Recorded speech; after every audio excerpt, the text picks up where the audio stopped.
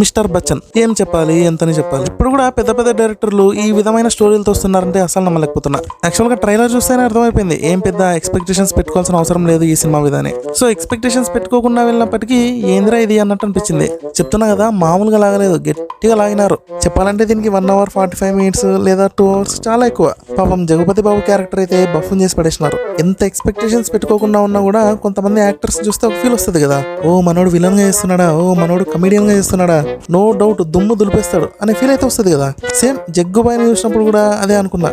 కాకపోతే పాపం అనిపించింది, అబ్బా ఈ క్యారెక్టర్ ఎందుకు ఒప్పుకున్నాడో ఆయనకే తెలియాలి. యాక్చువల్ గా నేను ఇప్పటి వరకు చూసిన సినిమాల్లో వేస్ట్ విలన్ క్యారెక్టర్ అంటే ఇదే అబ్బా. పవర్లెస్ విలన్, మళ్ళీ సీఎం ని కలుస్తాడు, పిఎం ని కలుస్తాడు, అయినా కూడా ఏం బిగలేడు హీరోని. సినిమాలో ఒక కేమీ ఉంటదబ్బా, నాన్ సింక్ అసలు. వైల్డ్ కార్డ్ ఎంట్రీలో స్టార్ బాయ్ సిద్ధు వచ్చి హీరో ఫ్యామిలీని కాపాడతాడు. నాకు తెలిసి 100% ఎవరు కూడా ఈ ట్విస్ట్ ని ఎక్స్పెక్ట్ చేసి ఉండరు. అంటే అంత చిన్నాలమైన థాట్ ఎవరికి వచ్చినది కాబట్టి. అసలు హరీష్ శంకర్ ఏ రకంగా ఆలోచించి ఈ సినిమా తీసినాడో అర్థం కావట్లేదు అబ్బా. Completely outdated content. Same style సినిమాలో కూడా అంతే కదా, లాస్ట్ లో నాగార్జున చిరంజీవి వచ్చి కాపాడతారు. ఇలా ఎవరు పడితే వాళ్ళు సినిమాలకు దూరొచ్చు అంటే నన్ను కూడా పెట్టుకోవచ్చు కదా అబ్బా, ఏదో కేమీ వచ్చి. నేను అక్క టీ గ్లాసులతో ఒక్కొక్కరిని కొడుతుంటే బాడీలో నుంచి బ్లడ్ కాదు టీ వస్తుంది, కానీ పెట్టుకోరు. ఎందుకంటే మా టీ 5 రూపాయలే కాబట్టి. ఓకే ఇప్పుడు కామెడీ విషయానికి వస్తే, కామెడీ పరంగా అయితే నాకు బాగా నచ్చింది. సినిమాలో ఏమన్నా బాగున్నాయి అంటే హీరోయిన్ కామెడీనే. చింపి పడేసినాడు సత్య అయితే కామెడీతో. యాక్చువల్ గా సినిమా చూసిన తర్వాత ఒకటి అనిపించింది అబ్బా, స్టోరీ రాసుకుని యాక్టర్లను తీసుకున్నట్టు లేదు, ఫస్ట్ యాక్టర్లను తీసుకొని వాళ్ళు ఏమేమి చేయగలరు అని సపరేట్ గా రాసుకుని తీసినట్టుంది. బెస్ట్ ఎగ్జాంపుల్ హీరోయిన్ బాగుంది, అదిరిపోయింది, సో ఈ పిల్లతో పాటలు బాగా తీయచ్చు అని తీశాడు. అసలు చెప్తున్నా కదా, బిగినింగ్ నుంచి ఎండింగ్ వరకు ఎక్కడ కూడా మనకు యాంగ్జైటీ అనేది రాదు. ఇంట్రొడక్షన్ పార్ట్ కూడా చాలా నార్మల్ గానే ఉంది. ఇంకా రవితేజ వాళ్ళ నాన్న కోసం ఆ గెటప్ ఈ గెటప్ వేస్తాడు కదా, మీరేమన్నా అనుకోండి, ఎందుకో నాకైతే కొంచెం క్రింజ్ లాగా అనిపించింది. మళ్ళీ ఒక సీన్ లో ANR ని ఇమిటేట్ చేస్తారు, అక్కడ బాగానే చేశాడు. లైట్ గా కొంచెం ఫన్ అయితే జనరేట్ అయింది అక్కడ. ఇంకేమున్నాయబ్బా మరి. ఓవరాల్ గా సినిమా అయితే కొంచెం బోర్ కొడుతుంది. నా రేటింగ్ వచ్చేసి 2 out of 5. అసలు వింటేజ్ రవితేజ్ అని ఏ డైరెక్టర్ కూడా తీసుకురాలేకపోతున్నాడు. ఎట్లుంటున్నాయి అప్పుడు ఆ మాస్ డైలాగులు, కామెడీ టైమింగ్ వేరే లెవెల్. హైలైట్ ఏంటంటే అప్పట్లో కొన్ని సినిమాలు బాగాలేకపోయినా రవితేజ కోసం పోవచ్చు అనిపించేది, కానీ ఇప్పుడు చూస్తే ఆయన చేసే రోల్సే క్రింజ్ అయిపోయినాయి. ఏమో ఇంకా వింటేజ్ రవితేజ ఎప్పుడు వస్తాడో ఏందో మరి. ఇదంతా కాదులే కానీ ఫస్ట్ డైరెక్టర్లే సరిగ్గా లేరు. స్టార్టింగ్ లో బాగా కష్టపడి మంచి స్టోరీలు రాసుకొని మంచి మంచి సినిమాలు అయితే తీసినారు. సో తర్వాత మంచి ఇమేజ్ వచ్చాక వీళ్ళు స్టార్ హీరోలతో చేయడం అనేది చాలా ఈజీ అయిపోయింది. కానీ సినిమాల్లో మాత్రం ఎలాంటి కంటెంట్ లేదు. ఏముందిలే, పెద్ద హీరో కదా, ఫ్యాన్స్ ఖచ్చితంగా వస్తారు, 2-3 పాటలు డైలాగులు పెట్టి సినిమాని లాగుతున్నారు.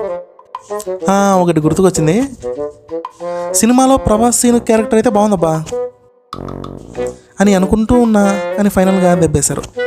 మనోడు సడన్ గా ఒక రూమ్ లోకి పోయి రవితేజకి సెల్యూట్ కొట్టి రిపోర్టింగ్ సార్ అంటాడు. అసలు ఏమన్నా అవసరం ఉందా ఇలా చేయించడానికి? ఇతను ఒక స్పై అని చెప్పడం వల్ల ఏం యూజ్ లేదు, జీరో ఇంపాక్ట్. చెప్పాలంటే వాళ్ళిద్దరి మధ్య జరిగే కన్వర్జేషన్ టైం వేస్ట్, ల్యాగ్. అంటే ఏంది ఇవన్నీ చూసి ఆడియన్స్ బాబా ఏమన్నా ట్విస్టా అని ఫీల్ అవుతారు అనుకున్నాడేమో మరి. పబ్లిక్ పర్సన్ అయితే పట్టుకోలేకపోయాడు, ఇట్స్ క్లియర్. అంతేనబ్బా, introduction boring, interval boring, climax boring. ఇంకా ఈ 3 బోరింగ్లతో నీళ్లు కొట్టుకుందా వచ్చేమో మరి. సరేలే ఒకటి చెప్పండి అబ్బా, ఈ సినిమా రవితేజ కోసం కాకుండా హీరోయిన్ కోసం ఎంతమంది పోయినారు? నేనైతే మెయిన్ గా హీరోయిన్ కోసమే పోయినా అబ్బా. అంటే పాటల్లో భలే ఉంది కదా పాప, క్యూట్ గా, అందుకే పోయినా. కాకపోతే సేమ్ శ్రీలీలానే గుర్తుకొచ్చిందబ్బా. అంటే ఆమె ఇప్పటి వరకు చేసిన సినిమాల్లో పాటల కోసం తప్ప అవన్నీ ఎక్కడ యూజ్ చేసుకోలేదు కదా.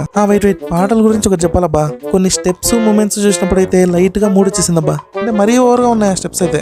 అంటే ఎక్కడ పడితే అక్కడ చేతులు వేయడము, కెమిస్ట్రీ, అది కూడా ఒక మంచి ఫేమ్ ఉన్న హీరో చేయడం అనేది సెట్ కాలేదు. ఈ స్టెప్స్ ని రవితేజ ఎలా యాక్సెప్ట్ చేసాడో అర్థం కాలే. యాక్చువల్ గా ఇప్పుడు రవితేజ ఎలా అయిపోయాడంటే, ఫర్ ఎగ్జాంపుల్ బాలకృష్ణ, చిరంజీవి వీళ్ళు హీరోయిన్స్ తో రొమాన్స్ చేయడం అనేది సరిగ్గా అనిపించదు. అంటే వాళ్ళ ఏజ్ మనకు తెలుసు కదబ్బా, సో సెట్ అవ్వదు అని ఎవరు కూడా యాక్సెప్ట్ చేయరు. సేమ్ రవితేజని చూస్తుంటే కూడా ఇలాగే అనిపిస్తుంది. ఇదండి మిస్టర్ బచ్చన్ రివ్యూ. ఇదంతా కాదు కానీ ఈ సినిమా చూసి పవన్ కళ్యాణ్ ఫ్యాన్స్ కొంచెం ఫీల్ అయితే అవుతారబ్బా. అంటే ఉస్తాద్ భగత్ సింగ్ ఎలా తీస్తాడో అనే డౌట్ అయితే ఉంటది కదా. As a Pawan Kalyan fan నాకైతే ఆ డౌట్ ఉంది. చూద్దాంలే ఏమవుతుందో, ఇంకా సినిమా అయితే రాలే కదా. అంతేగా ఉంటా మరి. మీకు ఎలా అనిపించింది ఈ సినిమా? మీరు ఎంత రేటింగ్ ఇస్తారో కామెంట్ చేయండి. టాటా బాబాయ్, have a good day, take care.